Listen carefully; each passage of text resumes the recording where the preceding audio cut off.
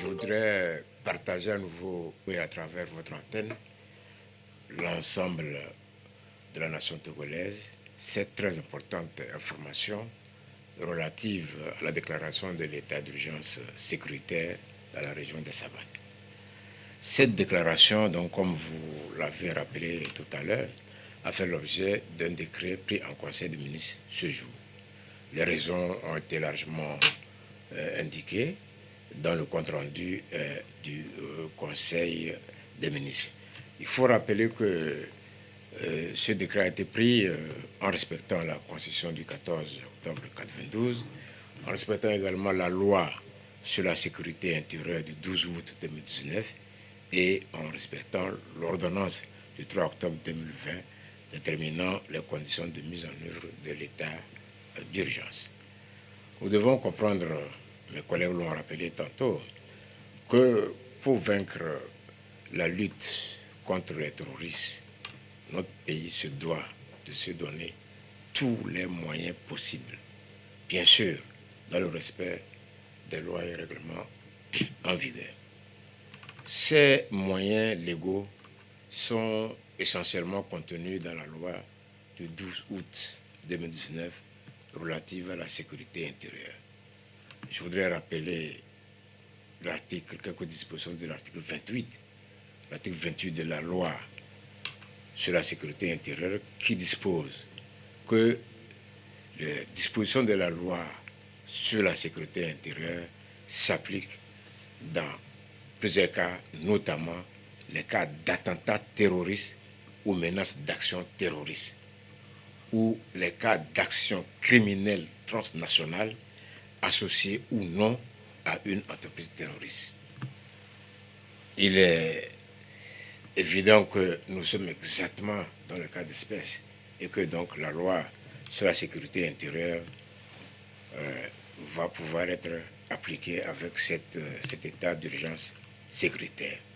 Je voudrais saisir ici cette occasion pour saluer humblement la qualité d'homme d'État visionnaire de son Excellence, M. Faure Ozosemania Zingbe, président de la République, qui a instruit le gouvernement pour l'élaboration de cette loi sur la sécurité intérieure déjà en 2019. Nous y sommes, c'est le moment d'appliquer intégralement cette loi sur la sécurité sécuritaire. Maintenant, vous avez voulu savoir quelles sont les différentes implications. J'ai la loi devant moi, je ne vais pas faire autre chose que de vous présenter quelques grands traits de ce qui va se faire. D'abord, il y a l'assignation à résidence. Donc, le ministre en charge de l'administration territoriale, après avis du ministre chargé de la sécurité, peut prescrire une mesure d'assignation à résidence contre toute personne lorsqu'il existe des raisons sérieuses de penser que par son comportement, ses propos ou ses relations, celle-ci est susceptible de commettre ou de faciliter l'établissement d'un des actes énumérés à l'article 28 que je viens de rappeler. Bien sûr, après avoir pris cet arrêté qui prescrit l'assignation, le ministre se doit de saisir le procureur de la République territorialement compétent. Autre conséquence de cette loi, la police et la gendarmerie peuvent procéder à des opérations de contrôle d'identité ou d'interpellation sur la voie publique de toute personne également qui, par son comportement, peut laisser croire qu'il y a des risques que cette personne puisse commettre un attentat. Autre mesure, c'est l'expulsion d'étrangers et d'interdiction de séjour. Parce que lorsque des informations concordantes indiquent que telle ou telle personne est susceptible d'être impliquée dans les attentats, le ministre en charge de l'administration territoriale avec son collègue de la sécurité peuvent ordonné par arrêté l'expulsion du territoire togolais de tout étranger donc, qui est soupçonné faire partie des groupes susceptibles de commettre des attentats. Autre contrainte liée à la loi, au décret sur l'état d'urgence de sécurité, c'est l'introduction de circuler et de rassembler, introduction de circulation et de rassemblement de personnes sur la voie publique. Pour les mêmes raisons que je viens d'indiquer tout à l'heure.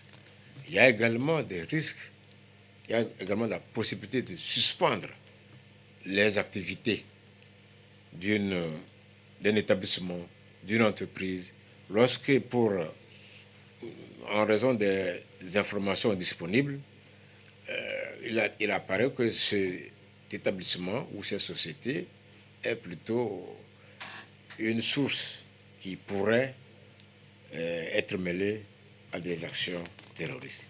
Il y a même la possibilité de fermeture d'établissements, également toujours par l'arrêté du ministre chargé de l'administration territoriale. Il y a aussi la possibilité de visites domiciliaires et de saisies. C'est la loi, l'article 40 de la loi, l'article 41 particulièrement, qui prescrit cela. Donc, mais tout cela se fait conformément à la loi. Il y a des détails que je n'ai pas voulu donner. Il y a des délais à respecter. Il faut saisir le procureur de la République. Il y a toutes les dispositions qui sont prises pour pouvoir faciliter l'exécution de ces mesures tout en respectant les lois dans d'autres secteurs, notamment les droits de l'homme, etc. Il n'y a pas de problème, mais les détails sont dans la loi. Je ne vais pas parcourir toute la loi avec vous. Il y a le contrôle transfrontalier, c'est ce que je disais tout à l'heure. On peut même, si c'est nécessaire, demander des informations sur un passager lorsque cela s'avère nécessaire. Il y a enfin le contrôle des sites Internet et des services de communication en ligne, mais lorsque des informations très précises concordent, indiquant que telle ou telle personne pourrait être mêlée à la situation de terrorisme. Voilà un peu ce que cela implique comme mesure. Alors, Monsieur le ministre d'État, c'est donc un appel à la population. Quelle attitude est-elle appelée à adopter alors? Voilà, donc d'abord, il faut prendre ça avec sérénité. La mesure d'urgence, l'état d'urgence s'exécutera conformément aux règles en vigueur. Donc, il n'y a pas de panique possible. Il faut prendre ça avec sérénité. Et il faut quand même avoir à l'esprit que nous tous, nous devons collaborer pour que nous puissions réussir cette lutte contre le terrorisme. Donc, nous devons faciliter tous ensemble les missions de nos forces de défense et de sécurité. C'est pour nous que les éléments de ces forces de défense et de sécurité, agissent pour nous protéger, pour protéger toute la population. Donc, le décret sur l'état d'urgence de sécurité est pris pour faciliter l'exécution des missions de ces forces de défense et de sécurité. Ce n'est pas pour embêter qui que ce soit, c'est plutôt pour notre intérêt collectif. Donc, pas de souci, collaborons avec les FDS et je pense que, s'il plaît à Dieu, l'objectif que nous visons, nous l'atteindrons.